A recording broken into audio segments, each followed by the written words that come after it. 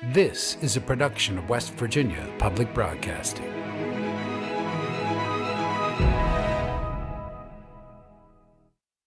Support for the Legislature Today is provided by West Virginia University, offering education, healthcare, and the opportunity to achieve career success since 1867. Information at wvu.edu.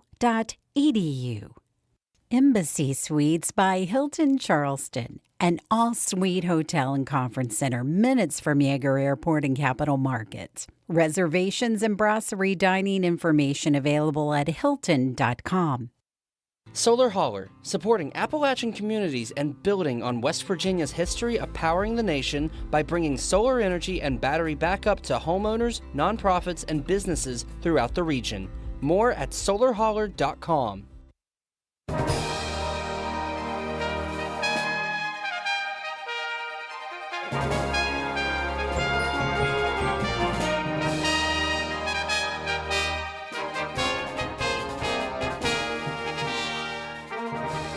Welcome to the Legislature Today.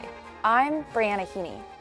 On Wednesday, Senate Majority Whip Senator Jay Taylor, a Republican from Taylor County, issued a formal press release withdrawing Senate Bill 51 from consideration. The bill would have removed the rape and incest exceptions to West Virginia's abortion ban. Today, a very similar bill, House Bill 2712, was filed in the House of Delegates, introduced on the floor, and sent to the Chamber's Health and Human Resources Committee. Though it's still early, issues of gender identity have been prominent in the legislative session this year. As Chris Schultz reports, the Senate Education Committee took up the issue in their meeting today. The Senate Education Committee approved 2 of its 3 bills Thursday without discussion. Senate Bill 37 would allow certain teachers to exchange unused leave for monetary compensation. Senate Bill 158 modifies eligibility requirements for serving as a member of the State Board of Education to more closely align with the requirements for county board members and limit partisan activity. Discussion on Senate Bill 154 took up most of the 30-minute meeting.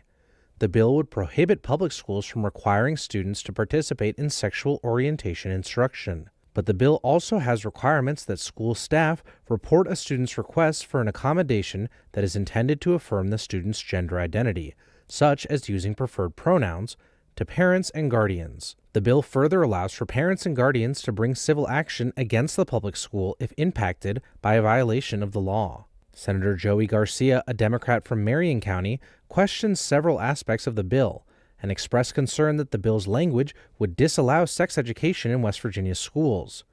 Garcia, who is a lawyer, also raised the issue of opening up opportunities for litigation based on what he called the bill's unclear language. I just think this bill creates a lot of issues and a lot of headaches for teachers and administrators that it doesn't need to, and I really don't see a problem. And it seems to be, again, focused on some of the most vulnerable people and children, and again, children in my district. Committee Chair Senator Amy Grady, a Republican from Mason County, is the bill's sponsor. She presented an identical bill, Senate Bill 515, last year and successfully advanced it through the Education Committee. However, the Senate Judiciary Committee failed to take up the bill.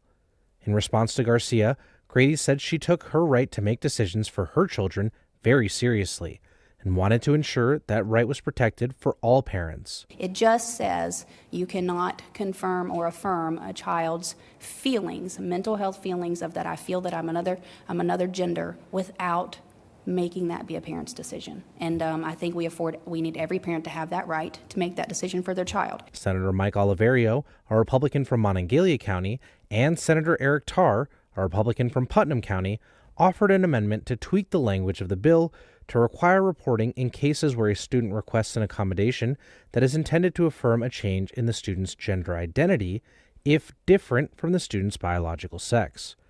The bill does not establish any prohibition for the language school staff may use with parental approval.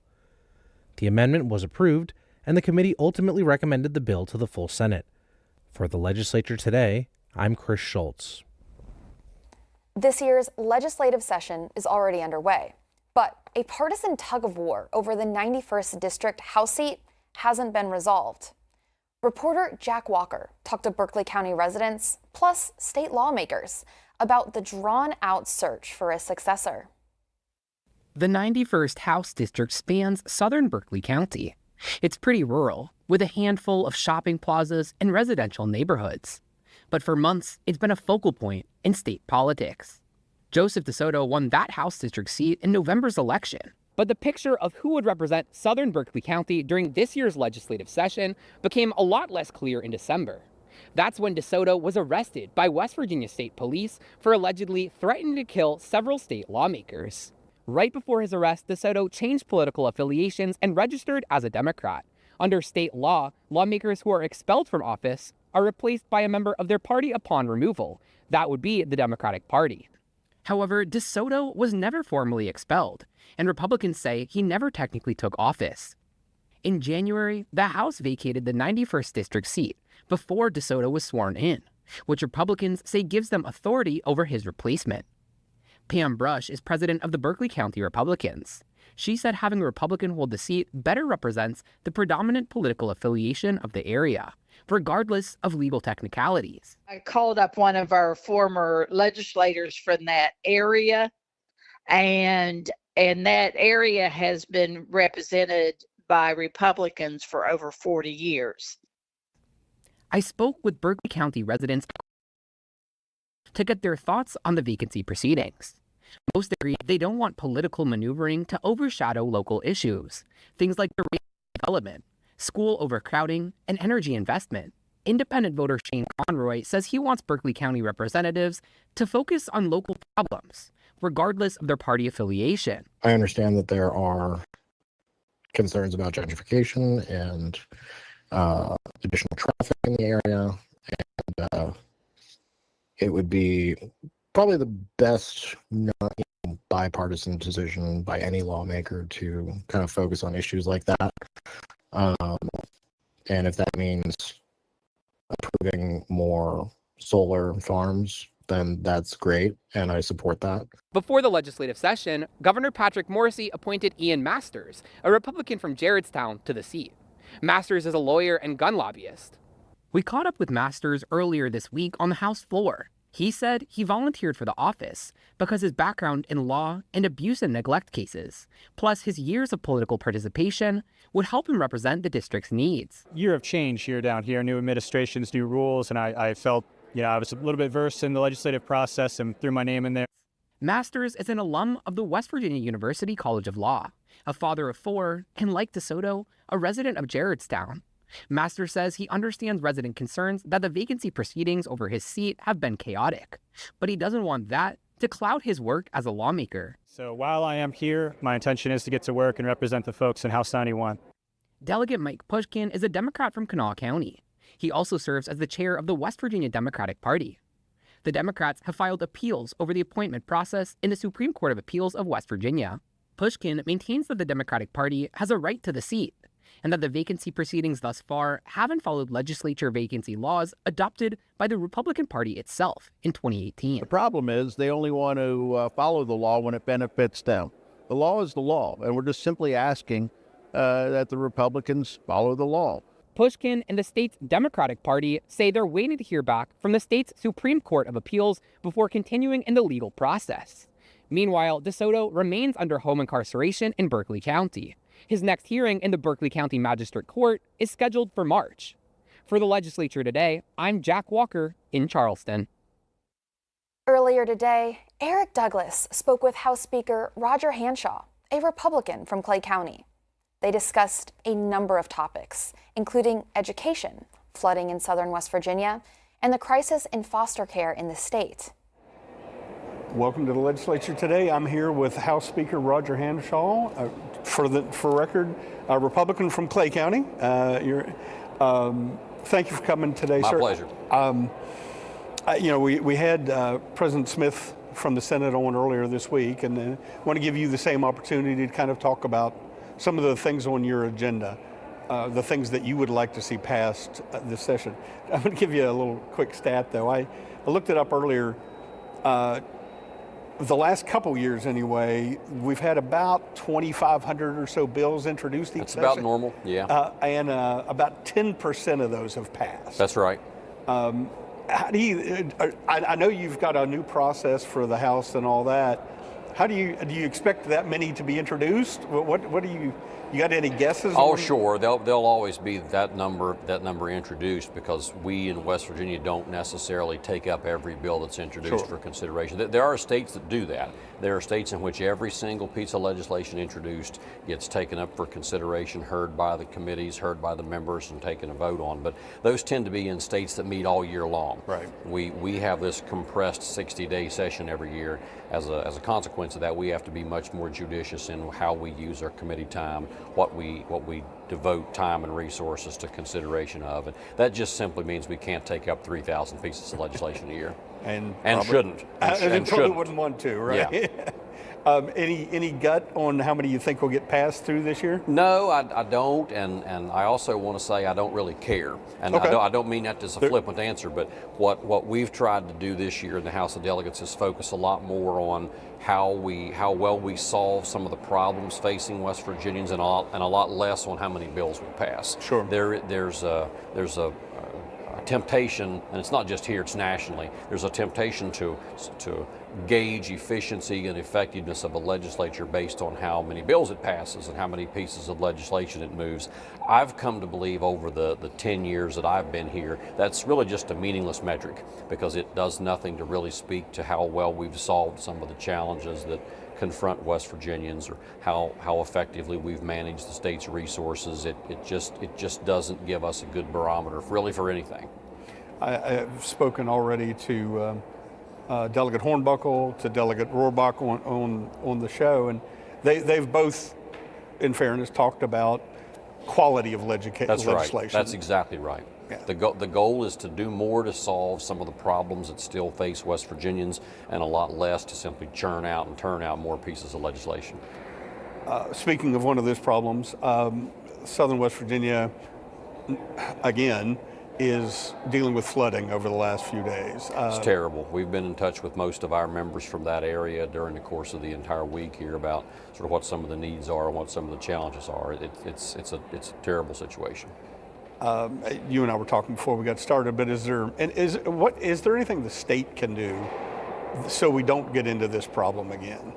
Well, we'll always get into it because sadly in West Virginia it's mostly a function of geography. So because we have communities that have developed in the valleys of West Virginia, as long as there are mountains and as long as there are valleys, we will continue to have flooding.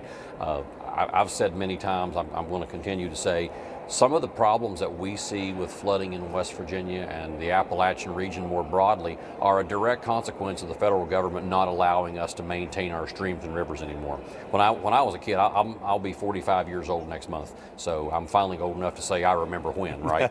And I do distinctly remember when, as a young person, farmers, landowners, riparian owners were able to do stream maintenance. We could clean out streams, we could clean out creeks, and make it easier for water to flow in times of major precipitation events. The federal EPA and the Federal Army Corps of Engineers, the Department of Justice are so heavy, they enforce the Clean Water Act so heavily now and really make mountains out of molehills that farmers and landowners are afraid to do basic stream maintenance now.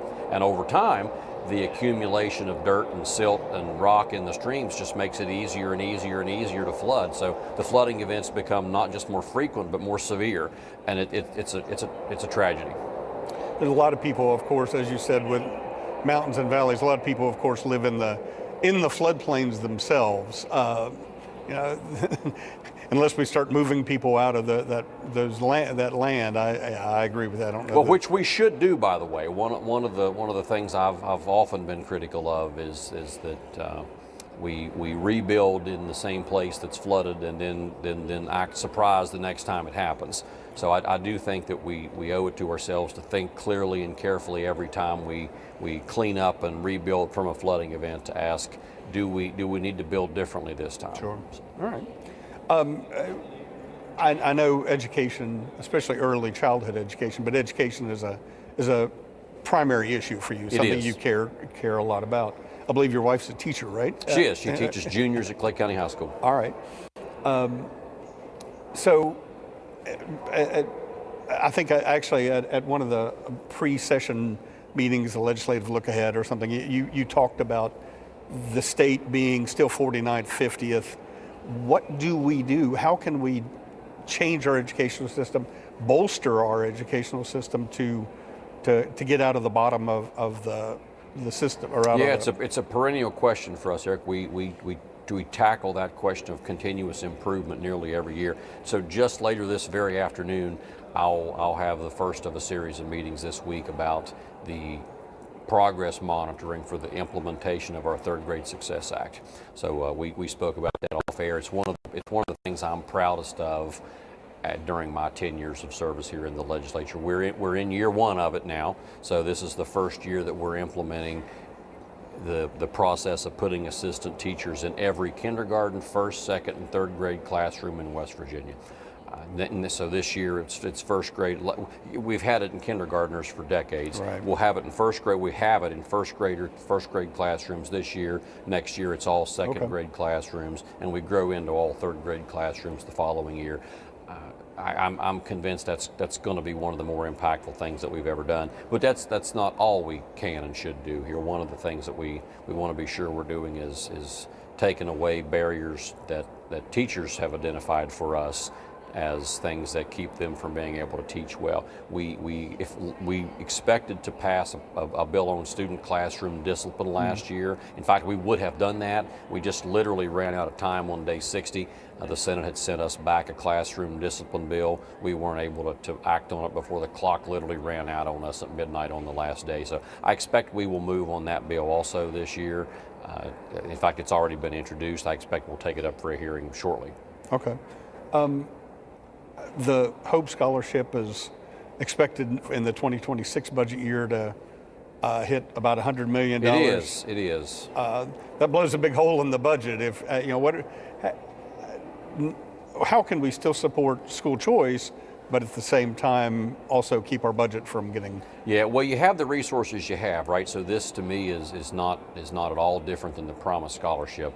We have the resources we have, and sometimes that means altering the eligibility standards, altering what money can be used for, what the requirements are to continue in a program. We've been here before. We had to do this when we implemented the Promise Scholarship program. Today, the eligibility for that pool of resources looks very different than it looked when Governor Wise introduced that program in the first instance. We're going to almost immediately get there, I believe, with the Hope Scholarship program. That program was introduced as a very narrow, very, very, very small program. It was designed initially to provide an opportunity for the parents of children who had special needs or whose needs weren't capable of being met by the public schools to find resources elsewhere. That was a good idea. I supported it. It very quickly grew to a situation now where it's effectively just subsidizing anyone who doesn't want to be in the public school system, and that won't be a sustainable situation. We know that. They'll very quickly begin to be, I believe, some modifications to either eligibility standards or benefit amounts, or perhaps both, so that it ends up looking and feeling a lot more like the Promise Scholarship program than it does today. PEI, the state employees' health insurance. It seems like that's another one that seems like we keep kicking the can down the road a little bit. I know there's been a bill introduced anyway. I don't know if it's made it to committee anywhere, but a bill introduced to actually remove or kill PEI and move us into move state employees into a private health insurance. What do we do? I know it's not just more money. Well, it's not. You're right about that. I'm not necessarily sure I agree with the assertion that we're kicking the can down the road. We're in an 80-20 based program, so as the cost of the benefit gets identified every year, the state picks up 80 and the employees pick up 20. So that's a fairly mature system. If what you're talking about is the cost of the benefit overall increasing, then that's absolutely true across the health insurance market writ large. I'm I'm personally covered by a private health insurance plan offered through my place of employment. Our costs go up every year also. But your point's well taken about what the future of that program looks like in a broader, more comprehensive sense, because we want to be a good employer. The state of West Virginia has an obligation to the tens of thousands of men and women who are our employees to be a good employer, but we also need to make sure that the benefit that we're providing is more than just a benefit on paper, right? It needs to actually provide benefits to the covered plan participants. So one of the things we are engaged in this session is a fairly comprehensive overview and third-party external analysis of what that benefit looks like in other jurisdictions around the country. We aren't the first state to confront this problem. In fact, all jurisdictions are confronting the problem. How do we provide a health insurance benefit to our employees? I don't know that we will act on that during the course of the next 51 days of this session, but I do believe we'll act on it this year. Okay. Possible special session maybe, or? Well, we're not going to. I don't want to. So maybe. I just don't want to. I don't want to circle a date on a calendar until we have something that we know we can act on. But we do know that action is necessary, and we do know that there's a variety of options that we might pursue. Which one makes the most sense, and which one's the right course of action is the question that remains to be seen or remains to be answered. So until we have it answered, I won't be supportive of us moving forward, but I want us to move forward soon. I'm sure you have not seen. You were busy with your own chamber, but as in the Senate this morning, there was a resolution to honor workers who support children in foster care and in the system. But two senators, that was brought by Senator Rucker, but Senators Woelfel and Stewart both actually got up and brought up the issue that we need to do more to fix that system, the Child Protective Services, foster care. Like I said, I know you didn't hear their comment. I did not. But any thoughts on that? Is there any legislation moving that you know of so far? That I'm aware of, Eric, no, there's not. I would certainly welcome Senator Woelfel and Senator Stewart's proposals. Typically, those bills have been initiated out of the House the past couple sessions. We have not yet initiated a comprehensive bill this year. That doesn't mean we won't or wouldn't be open to one, but at the moment, we've not yet introduced one of those bills this year. We've done at least two fairly substantial overhauls to our foster care system and the system for caring for protected individuals in the custody of West Virginia over the course of the past 4 or 5 years. One of the things I think we have to always be cognizant of is that we have to sometimes let changes have time to percolate through the system and actually begin either working or not in order to see what additional changes are necessary. So if my colleagues there have specific ideas, certainly we'd welcome the chance to receive them, but I've not received those proposals yet. Any thoughts?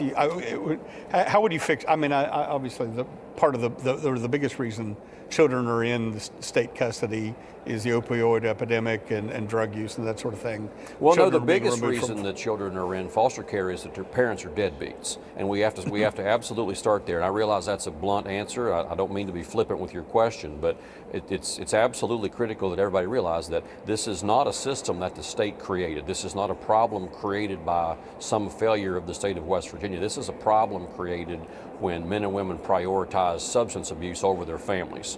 And if you're willing to prioritize pills and heroin over your children, that's an inexcusable situation in every circumstance. So I will accept no responsibility on behalf of the state of West Virginia for having created this crisis. The problem's created when parents began to prioritize, frankly, extraneous, ridiculous things over their own children.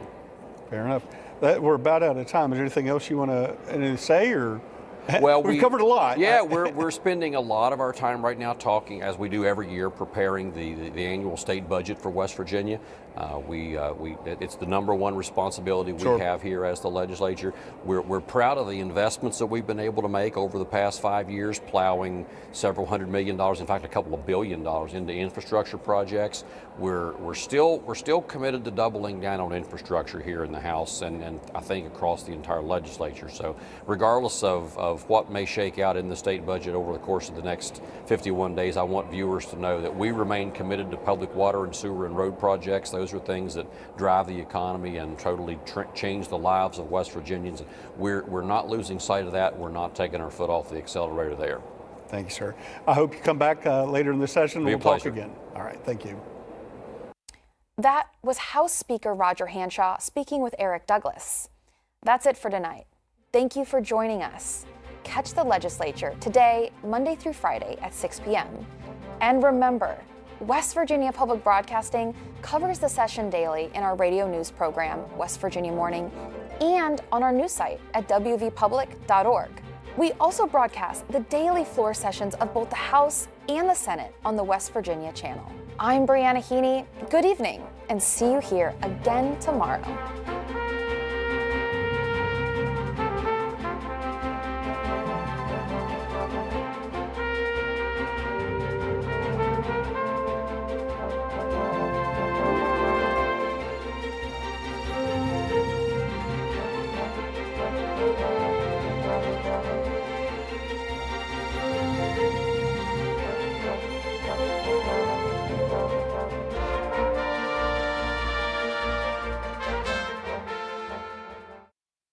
Support for the Legislature Today is provided by West Virginia University, offering education, healthcare, and the opportunity to achieve career success since 1867. Information at wvu.edu.